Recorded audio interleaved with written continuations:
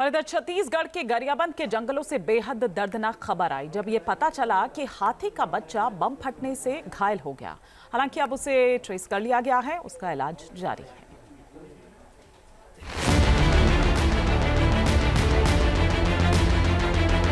जंगल में उन्मुक्त घूमते हाथियों के झुंड से भला ऐसी क्या दुश्मनी जो उनके शिकार के लिए बम लगाए जाते हैं।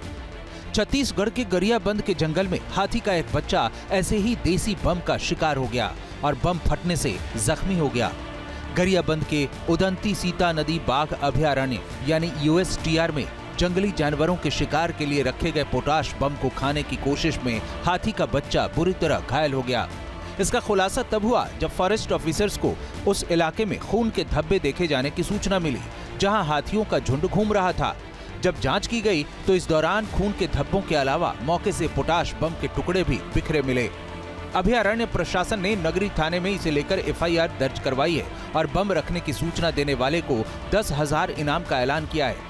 बताया जा रहा है कि हाथी का ये बच्चा सीता नदी वन क्षेत्र के सतलोर इलाके में घूम रहे 38 से 40 हाथियों के झुंड का हिस्सा है।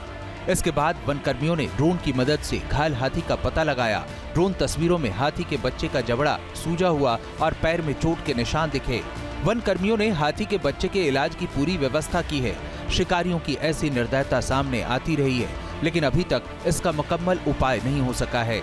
वन्य जीवों की जान लेने की ऐसी कोशिशों को जड़ से खत्म करना बेहद जरूरी है, ताकि हमारे जंगल और जंगली जीवों की रक्षा हो सके। Team news nation.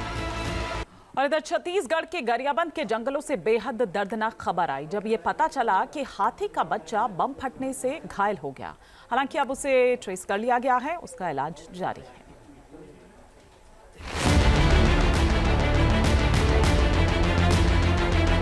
जंगल में उन्मुक्त घूमते हाथियों के झुंड से भला ऐसी क्या दुश्मनी जो उनके शिकार के लिए बम लगाए जाते हैं।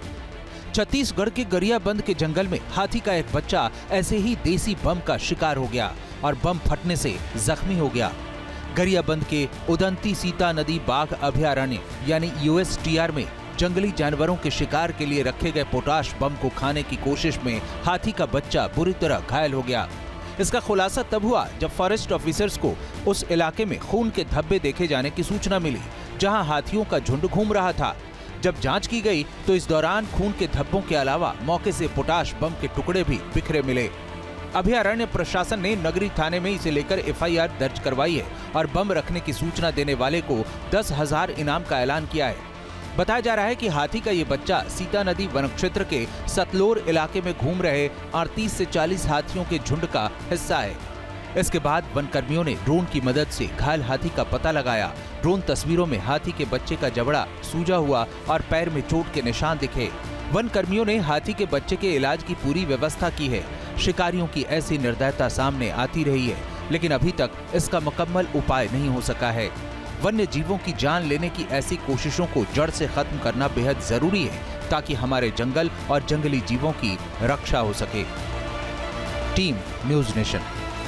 न्यूज़ नेशन अब व्हाट्सएप पर खबरों के ताजा अपडेट के लिए न्यूज़ नेशन के इस क्यूआर कोड को स्कैन करें।